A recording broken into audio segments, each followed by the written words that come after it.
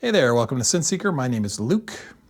Today we're going to be continuing the one synth only sort of line of videos. Today we're looking at the Cobalt 8M. If you caught the stream on Sunday, I sort of did a bit of that on Sunday, but I wanted to sort of recapture it as just a straight video. The point of this series of videos is I'm going through my collection of synths and I'm using each one to do a small Berlin School sketch where I just use that one synth for all of the sounds. So basically lay a clip, print it, change the sound around, lay a clip, print it again, and just build up a little Berlin School sketch. And the whole point is just to sort of give an example of our demonstration of what the synth is capable of in the Berlin School that I work in, sort of prog rock Berlin School. And I really just sort of drill into the panel because I'm a panel guy. I like synths that have panels. I'll give you my opinion on the panel, etc., on the synth in general. It's not a review.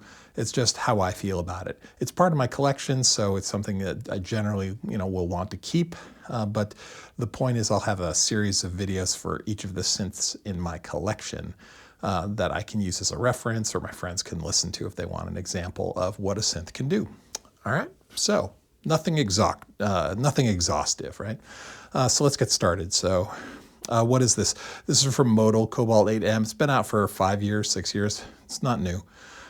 It's an all-digital synth, 2 oscillators. Again, I'm not going to run through all the parameters, but let's just sort of dig in.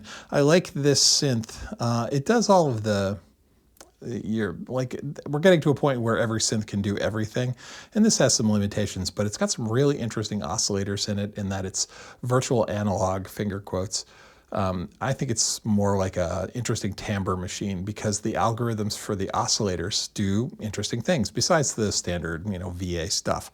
But that being said, let's start there. And it patches a sine. Actually, I think it's all the standard waves sweeping.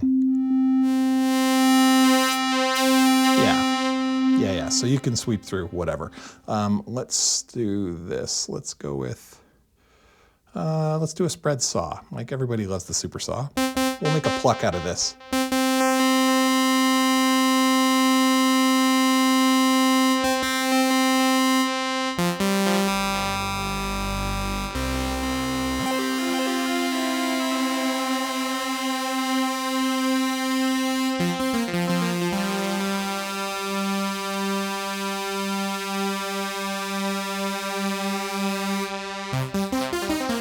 All right, so there's your standard sort of super saw-ish. Let's take our filter all the way down and let's give it plenty of attack, a bit of decay, bring the sustain all the way down. Should have something shaped like a pluck now. And turn the envelope depth up, that always helps.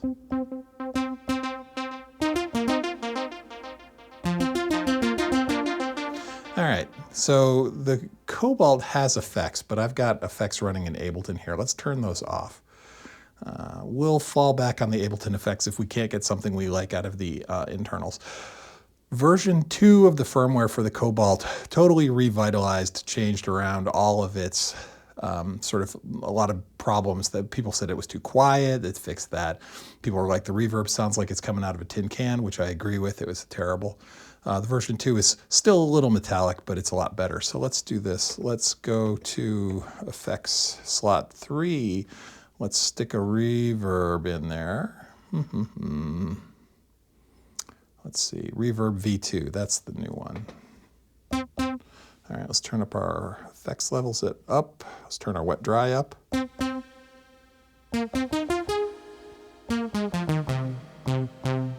Still it's pretty, still pretty metallic. Let's turn up, so the reverberations don't have any modulation on them. Let's see if we can turn that up.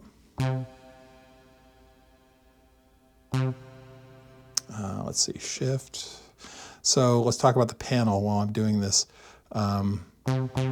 Modulation's up all the way. Pre-delay. There we go.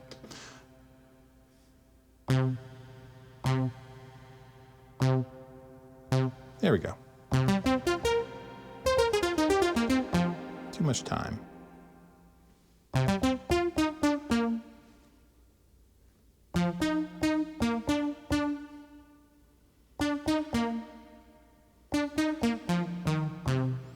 It's not bad. It's an okay room reverb. If you like black hole style reverbs, I mean, it's going to take some effort, and I'm kind of lazy. I'm in a bit of a rush. So we'll just keep this here, and we'll apply some delay to it as well. The panel bugs me. I'll talk about that at the end. It's a good panel, but not great. Let's throw in another effect. Let's put some delay on this. Stereo delay. All right, let's mess with our time. Let's send it a clock. Hang on a second.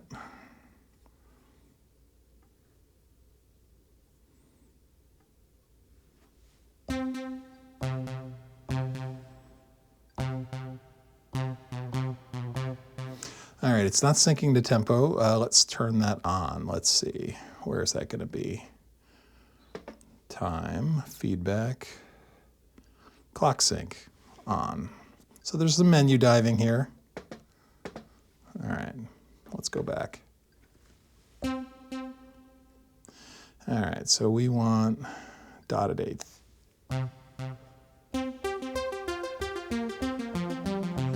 So with the reverb, it's gotten fairly quiet, so we can adjust that by bringing up the patch volume or patch gain.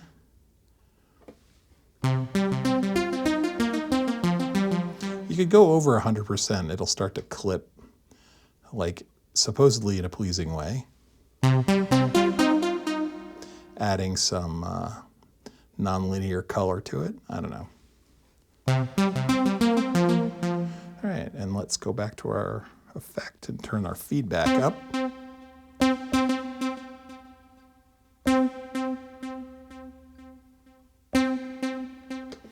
Let's see, is there a filter? Yeah, low pass. All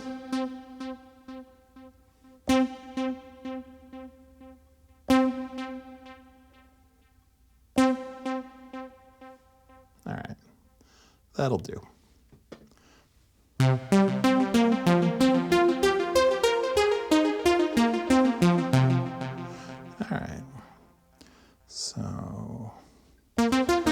All right, so let's drop something down here. All right, hang on. Oh, I've got all the drawers open. So let's record a quick little clip here. We'll do two sort of ducka ducka sort of style clips. We'll layer them on top of each other and do something with that.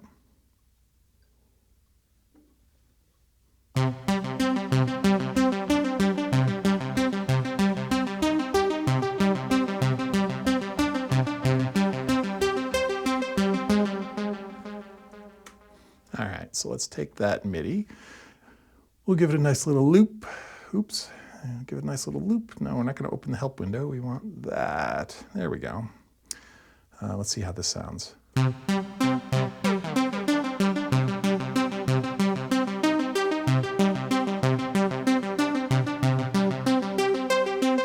right, let's play with the sound a little bit.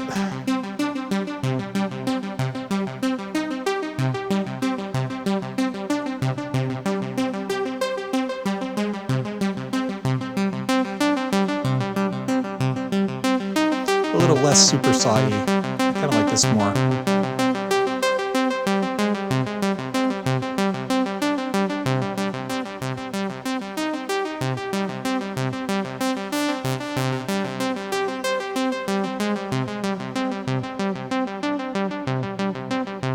And we'll mute it a little bit. All right.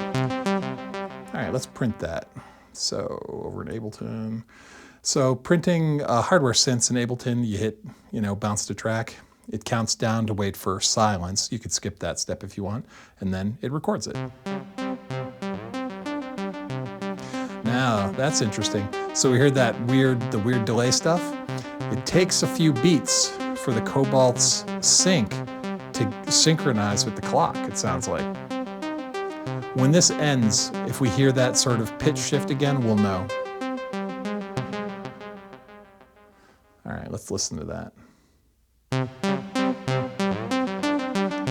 Yeah, oof, that's terrible. So let's see, we could get around that. Let's kill that recording. Let's do it this way. We could do it if we put an audio track in and fed it the synth, and instead of using bounce, we did it that way. Or, actually, let me undo that. What we can do is we can just say, start from here where the clock is already working. We'll start from here. See how this sounds. Actually, start from the loop beginning. There we go.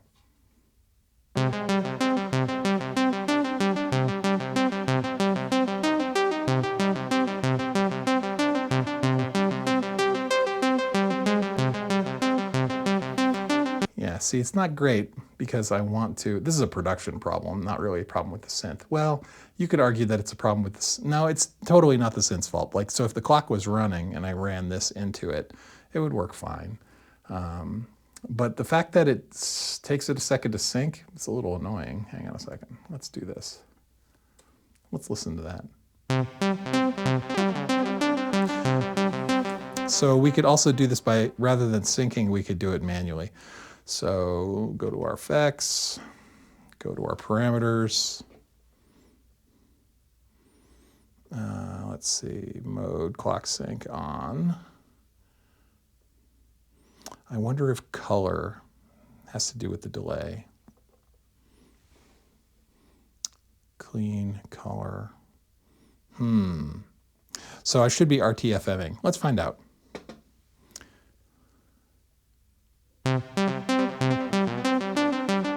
Nope.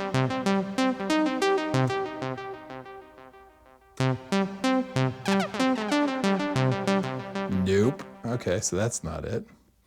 And let's go back. What we can do is manually calculate our delay. So this will be fun. All right. Let's see, maths. So what are we working at? We're working at 94 BPM. So a quarter note at 94 beats per minute. Hang on, let me bring up the calculator. Calculator. Okay. So 94 beats per minute divided by 60 seconds in a minute. That's what, 1.5 seconds per beat divided by 16 is, that's how many milliseconds a 16th note, and we want 3 of those to give us a dotted 8th delay. 3 is 2.9375. So we should be able to dial that in. Oh, it won't let us dial in actual numbers, will it? Let's go back out. Go to our effect. Go to our time. Yeah, time's just here. Okay, well, fine. We'll wing it. Let's get the, let's tune it by hand. Here we go.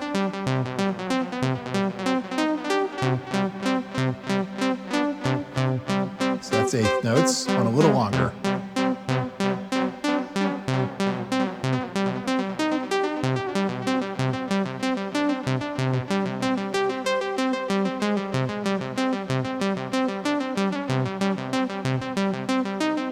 That'll do. All right, let's bounce that now. Adventures in math, or manual delay timing. Here we go.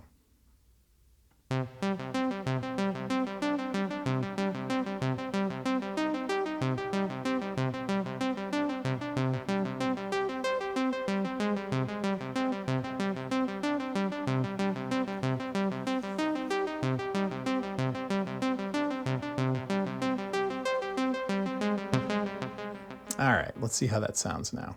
All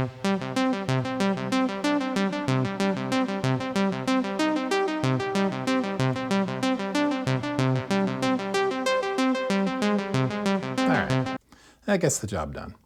Now, if we go back here, this is cleaned out. That's all good. These are fine. Now let's record a new one.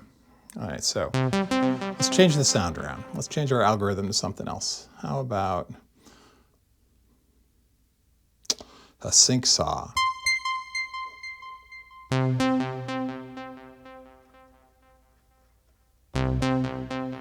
Okay, notice there's a saw with a sub.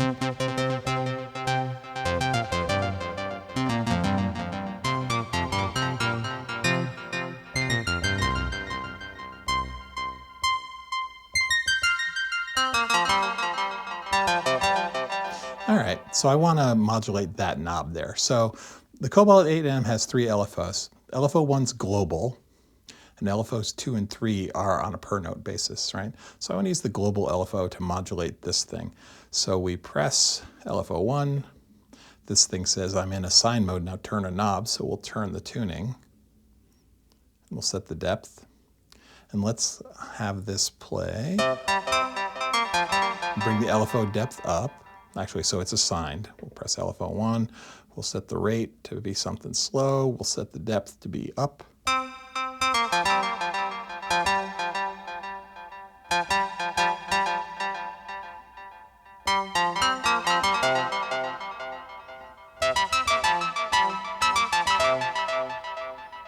I don't want to detune it, though, with the sync.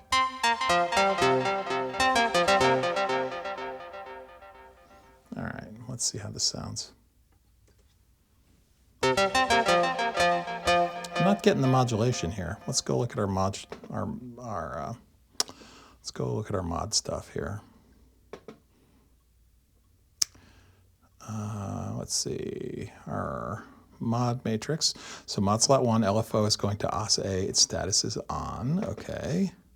Source is LFO 1, destination's OS A, its depth is 44. We'll turn it to the maximum, see what happens.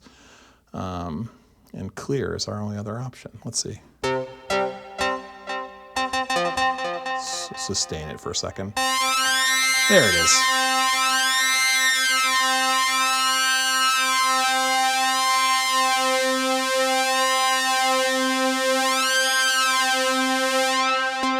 All right, so because our pluck's not sustaining very long, we just couldn't hear it.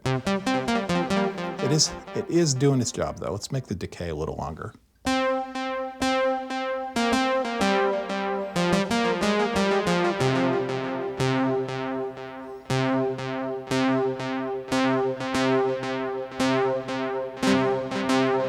right, I'm hearing it a bit there. Let's see, if this one's doing...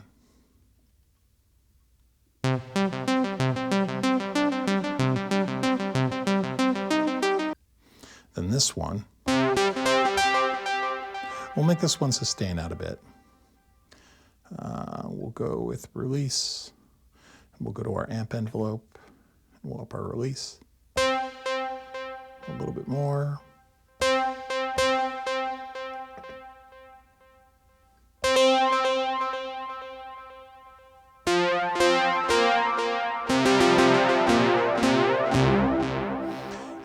Let's see, we've got the delay and reverb on this. Let's put a chorus on it too. Oh, we've used the so when you're using the version 2 reverb, it looks like you choose up the CPU and locks out all the other effects. So we can only get 2 effects when you're using the heavier reverb. I should check the manual to be sure. I may be misspeaking, but it sure looks that way. So that's fine. Let's bring the, well, let's get something recorded first.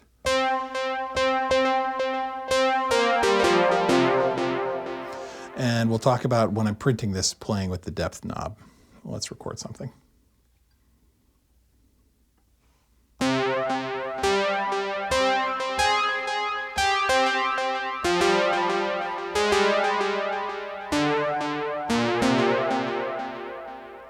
didn't like that at all. Let's try again.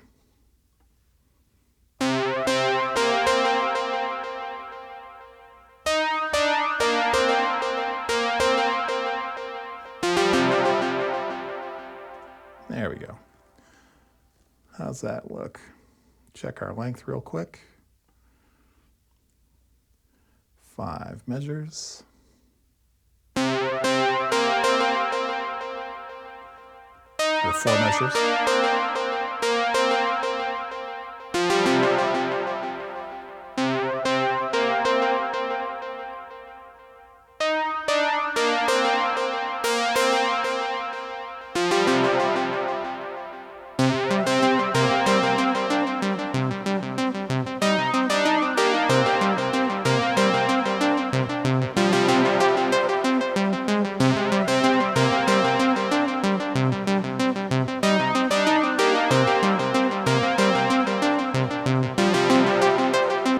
not bad, good enough. We're just doing a sketch here. I'm not making a masterpiece. I'm just demonstrating the synth. Let's bounce that. And I'll play with the depth knob as this thing's going.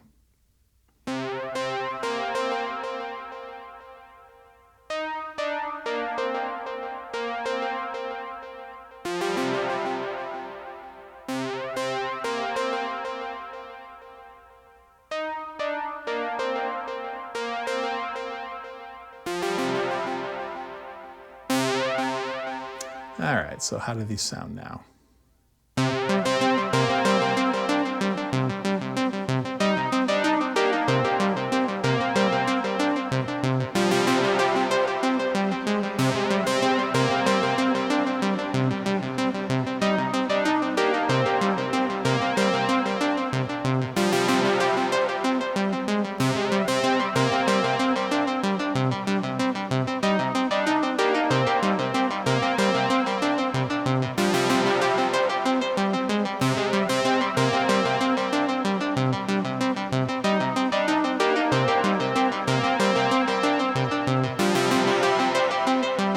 All right, I was fiddling around bringing in some Ableton delay and reverb, but we'll leave it out for now.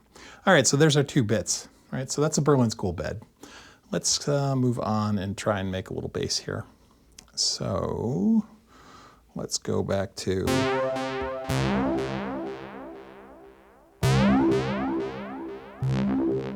All right, so we want to clear out the depth. We'll bring the LFO depth down.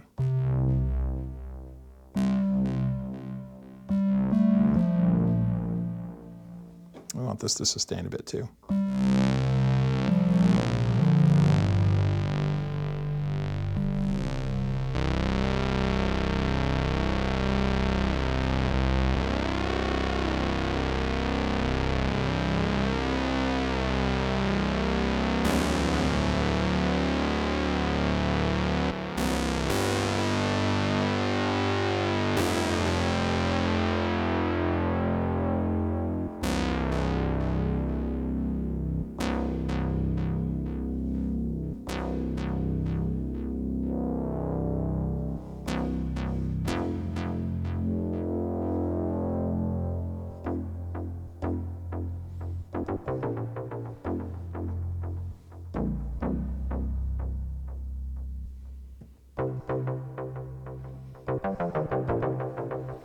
Bring the level up on that.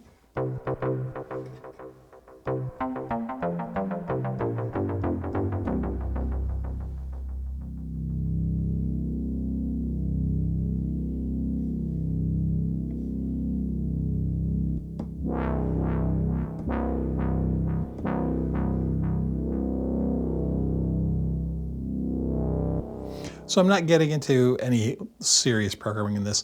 The LFOs are capable of being one-shot envelopes and things like that. So I might, go in and modulate the filter depth with a one-shot to bring it in. You have lots of opportunities to do pretty good. I think it's 12 mod slots. It's not bad. All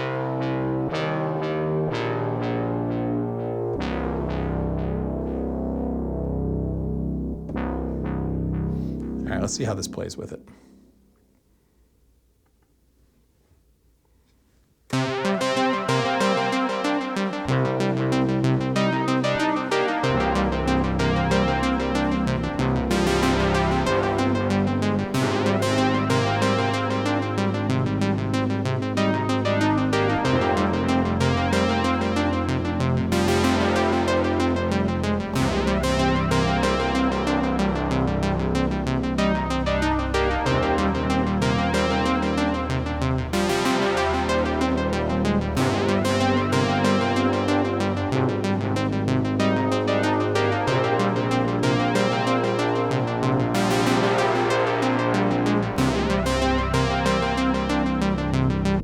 It's not bad. We'll get the levels fixed after I get it recorded.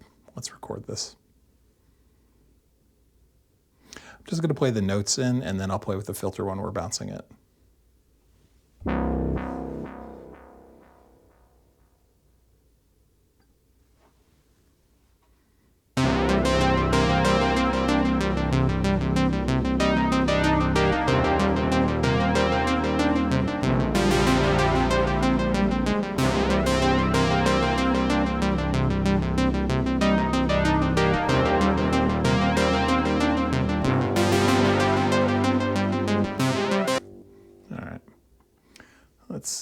think that'll do us.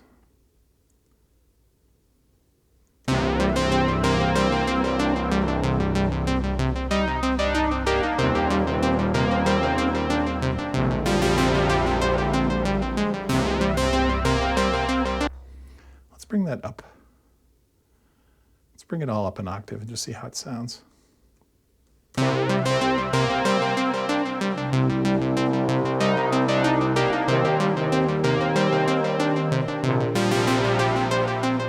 Nah, I like it lower. Let's see if we can change the oscillator to give us like a sub. So there's 2 oscillators on each one. I've only been using 1 oscillator on each side. So let's flip this over to oscillator 2. Let's see. That's not bad.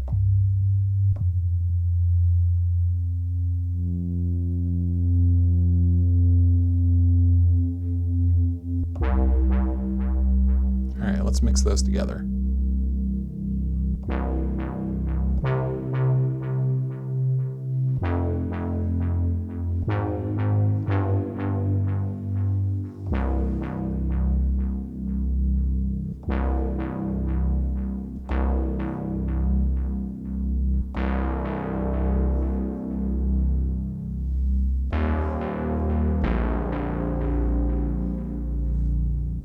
Let's see how that sounds by itself.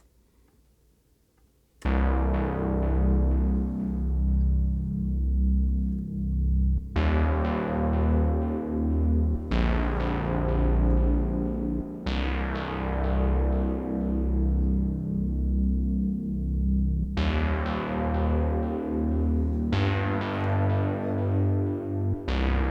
right, let's print that.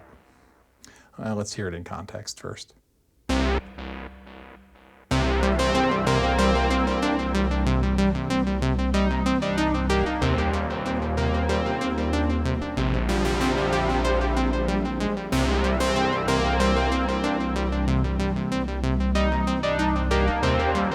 All right, let's print that.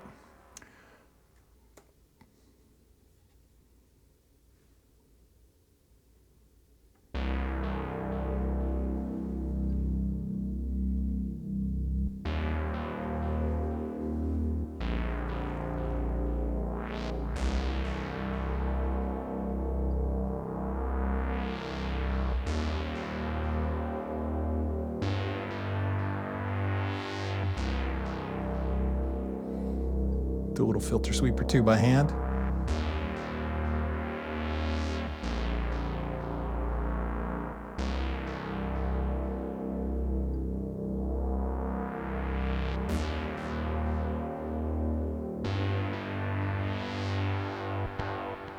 All right, so you can manually do your modulation when you're printing as opposed to programming it into the patch.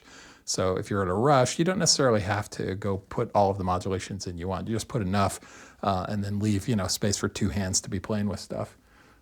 Let's see how this works now. Let's put a beat on it.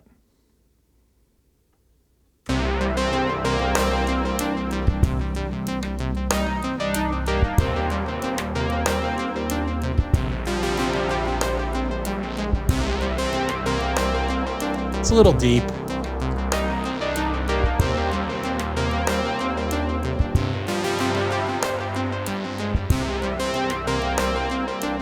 All right, so not the greatest mix in the world, but what do you want? It's been 20 minutes, But you're getting a sort of pick. The Cobalt 8M definitely has a digital sound, right? But it's capable of doing a lot of the analog emulation stuff that we like, right? So it's got a drift control, it's got a vintage knob that basically, or a parameter.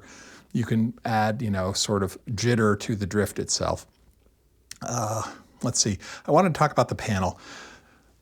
It's a good panel in that it's clear, it's sizable, I can get my fat fingers in there. The knobs are a good size. My only complaints about the panel is the knobs are incredibly light. There's no resistance in these, which is great if you want to go in with 1 finger, right, and do small movements. So if you really like that, you'll love this because it requires like no effort to turn, the filter, most of these knobs here, right? really easy. Actually, I wouldn't say necessarily easy, but they're very, very light. And the other thing I don't care for is about half the buttons on here are pressable. Like half the knobs on here are pressable. Like this will change parameters. This is how you select effects for modifying, how you pick filter envelopes, choosing LFOs. There's no visual affordance though on which knobs are pressable and which ones aren't, right? So like this mix knob is not pressable. It's just a dial. But these ones next to it, also just dials. These ones up here, dials, pressable. So you could say that the pressable ones have LEDs next to them. That may be the metaphor that works for you, right? But like, I don't know, it bugs me. Page param, preset bank, these are also pressable because you use them to make decisions, yes and no, but they don't have LEDs next to them, right? There is a shift function that you turn on, and basically all of the labels represent what the knob is for. Below certain labels, there is a secondary word that matches the color of the shift knob. So when shift's active, this knob does what the secondary function is. This is fine. I've used this on a lot of synths. I had no issues with shift sort of metaphors. I just wish that the color was a little bit more contrasty. Right, I'm really nitpicking here, right? So we've got a blue background, white text with a sky blue shift function on it. My old eyes have a hard time reading those. I wish it was like, you know, Hydrosynth orange or something like that. But other than that, it's pretty good. The app you use as an editor librarian for this thing is stellar, right? As far as having an app, plug in the USB, program this thing from a distance, rearrange the patches, it works great. Really, oh, and the other thing is the joystick for pitch bend and mod wheel. I like mod wheels where when you set it, it stays where it is, right? This one has a center spring, so it always returns back to center on the mod wheel, and that bugs me. I don't know. I think that's about it. So this is the Cobalt 8M. I like it. It's in the collection. I'm not planning on, you know, selling it anytime soon. It is fun to program because you can sit, you know, with your laptop. You could program the panel, and I like that, but the laptop app really makes it easy to program. Like everything's right there in front of you, no shifting or anything like that. I don't know. I guess it's sort of a scattered opinion, right? Let's face it, I love all synthesizers, you know, except maybe the Blofeld. I love the Blofeld. I like the way it sounds. I hate its panel. Its panel's terrible. We'll talk about that. That's next in the queue. Anyway, that's about it. So here's the sound of a Cobalt 8M doing some sort of quick and dirty Berlin School panel programming.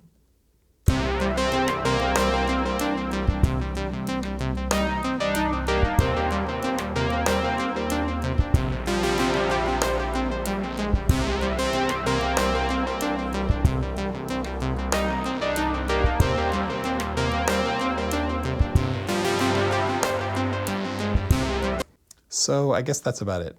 I just wanted to demonstrate the Cobalt 8M, throw it together with a little Berlin School sketch. You know, nothing, I'm not doing major production here.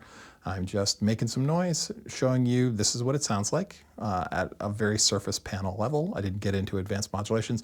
There are tons of videos out here where you can go listen to all the presets, right? People have done sound demos for this thing forever. But as far as I'm concerned, just basic panel is excellent. You know, easy to use. I got no serious complaints on it, right? Knob weight, you know, one way or the other, and, you know, button selection. I like it. I'm going to hold on to it. You should try one if you get a chance. Or look at the new one. What's the new one? The Carbon, right? The Carbon's their new Pro Gold Ultra souped up version. And that's about it. So, hey, thanks for spending time with me here at Synth Seeker. Have a great week.